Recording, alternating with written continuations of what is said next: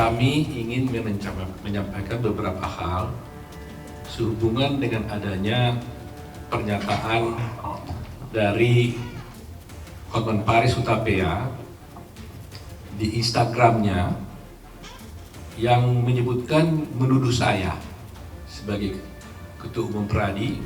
Ya, dia menuduh saya seakan-akan saya menyatakan di media massa advokat yang memamerkan harta dan kemewahan itu seakan-akan melanggar kode etik. Ini pertanyaan pertamanya. Pertanyaan keduanya adalah, menurut dia, saya meminta Dewan Kehormatan memeriksa advokat tersebut. Nah, ini pernyataan Hotman Paris. Terus terang aja, kami perlu membuat konferensi pers ini karena apa yang diucapkan oleh Hotman Paris itu, pertama saya katakan tidak benar. Ya, artinya saya baik secara pribadi maupun sebagai Ketua Umum Pradi tidak pernah menyatakan hal tersebut. Ya. Kedua, saya juga tidak pernah menyatakan bahwa meminta Dewan Kehormatan untuk menindak orang tersebut. Jadi seakan-akan person gitu ya.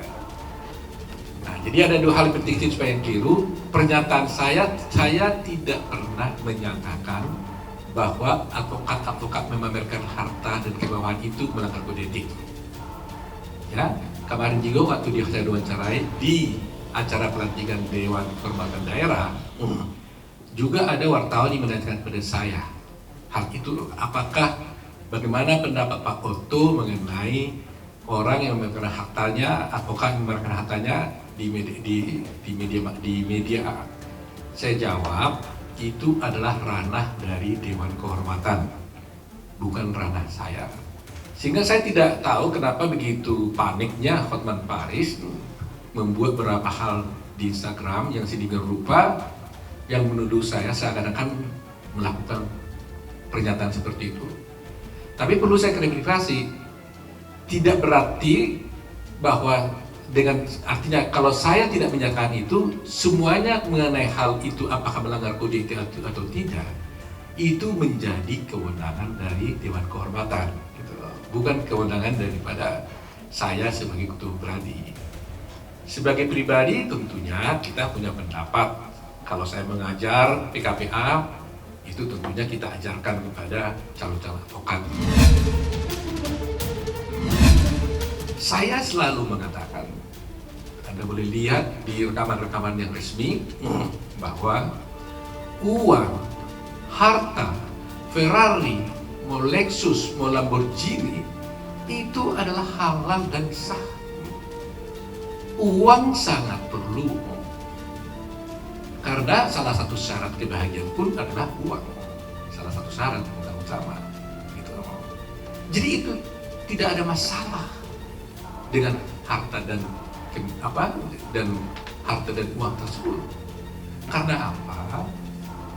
Uang, harta itu merupakan konsekuensi logis dari seorang advokat yang melakukan tugasnya. Kalau advokat itu berprestasi baik, berkualitas baik, maka tentunya otomatis legal fee, penghargaan klien pun akan semakin besar kepada si advokat tersebut. Kalau kualitasnya segini, ya tentunya legal fee-nya juga segini penghargaannya. Kalau kualitasnya besar, ya tentunya legal fee-nya akan besar. Itu konsekuensi logis. Jadi kalau dia punya Ferrari, Lamborghini, Lexus atau apapun yang mewah-mewah, itu konsekuensi logis dan tidak ada masalah dengan itu. Yang jadi masalah yang selalu saya sampaikan dimanapun dan kapanpun dan akan saya sampaikan terus-menerus adalah bahwa jangan sampai calon-calon advokat ini dan advokat baru ini memiliki anggapan, paradigma bahwa advokat yang sebaik itu adalah kalau dia menjadi advokat gara-gara ingin dapat harta gitu. Jadi jangan sampai orang menjadi advokat ingin mendapatkan supaya saya dapat uang, dapat mobil mewah gitu. Nggak boleh. Walaupun uang itu perlu. Tapi paradigmanya dia, cara berpikirnya dia, tetaplah dia menjadi advokat adalah untuk menegakkan hukum dan keadilan. Persoalan ketika dia menegakkan hukum dan keadilan akan mendapatkan balas jasa atau merupakan penghargaan dari kliennya sehingga dia dapat uang, itu merupakan konsekuensi logis yang diperolehnya. Jadi tidak ada masalah seperti itu. Tapi yang selalu saya tekankan dan akan saya sampaikan terus menerus, jangan sampai ada advokat baru atau calon advokat itu mempunyai cara berpikir yang keliru. Jangan sampai dia ingin menjadi advokat gara-gara ingin kaya, ingin uang. Kenapa? Karena kalau sampai dia ingin menjadi advokat gara ingin kaya dan mobil mewah, maka paradigma seperti tersebut akan berpotensi dia nanti akan menghalalkan cara untuk mendapatkan uang. Sehingga dalam pikiran dia itu apapun adalah uang terus, sehingga dia bisa berpotensi menyalahgunakan apapun untuk itu. Tetapi di benak dia haruslah tetap adalah saya jadi advokat menegakkan hukum dan kebenaran. Itu menjadi paradigma yang harus kami sampaikan secara terus-menerus, dan itu adalah merupakan kewajiban saya sebagai ketua umum Peradi. Jadi saya berbicara di situ dan sebagai ketua Peradi harus memberikan edukasi kepada calon-calon advokat atau advokat baru, dan akan harus memberikan bekal kepada mereka di dalam memulai praktek sebagai pacaran. Ini yang perlu kami sampaikan agar masyarakat paham kenapa kita kemarin itu melakukan peresmian pelantikan anggota Dewan Kehormatan Daerah. Di sana saya tekankan kehormatan martabat advokat itu terletak dari itu bisa ditegakkan oleh Dewan Kehormatan.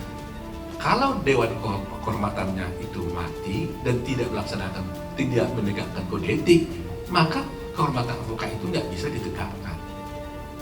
Itu pernyataan-pernyataan kita di dalam pidato saya. Jadi kalau boleh Bapak sekalian lihat, nanti saya boleh share, bila perlu saya masukkan di YouTube saya, bila perlu, bagaimana konten pernyataan saya tentang hal itu. Ya nanti akan saya share kepada Ibu Bapak sekalian, bagaimana pidato saya menjelaskan hal ini. Dan saya akan katakan, kami akan tetap terus berseru, terus akan memperjuangkan ini untuk bisa memberikan edukasi kepada para advokat baru yang pada khususnya, dan utamanya kepada calon-calon advokat. Karena apa? Kami ini banyak sekali dituduh gitu. Masyarakat yang menuduh kami, dianggap kami ini terlalu hedonis katanya. Nah, jadi untuk bisa menghindari pemahaman yang keliru tentang itu, maka kami terus harus berupaya untuk bisa menjelaskan ini kepada calon-calon advokat itu. Itu yang paling yang sama, kita hanya ingin mengklarifikasi itu aja. Tetapi kalau ada teman-teman mau menyampaikan hal yang lain, kami juga siap untuk mendengarkannya. Tapi bagi kami yang penting hanya itu aja. Kami tidak pernah menyatakan hal seperti itu. Nah, atau mungkin satu saya tambahkan lagi. Memang ada di media massa, ya ini perlu ini, yang menulis seperti itu, ya seperti yang dikatakan oleh Hotman itu. Tapi hal yang sama itu saya langsung berikan bantahan dan klarifikasi, dan kemudian wartawan tersebut telah mengklarifikasinya di media massa dan meminta maaf kepada saya dan juga kepada pihak yang lain. Nah, tapi entah kenapa meskipun itu sudah diklarifikasi, Hotman terus masih tetap ya biasalah membuat konten-konten di Instagramnya. Tapi bagi kami tentunya itu bukan masalah konten yang disampaikan, bagi kami tidak masalah. Begitu kira-kira pernyataan kami ya. Terima kasih. Kalau ada pertanyaan kami silakan jawab. Kami silakan gitu. Mana Mas? Saya tahu dari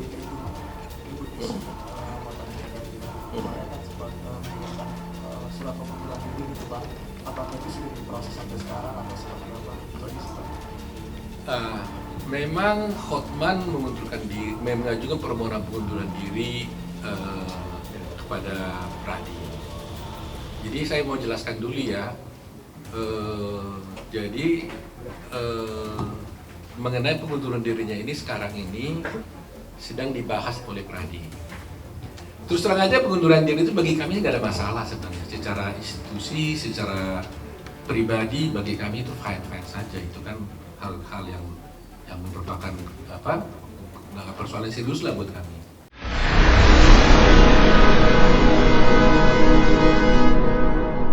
Jadi jangan lupa untuk subscribe Cumi Cumi. Ditekan ya tombol lonceng merahnya.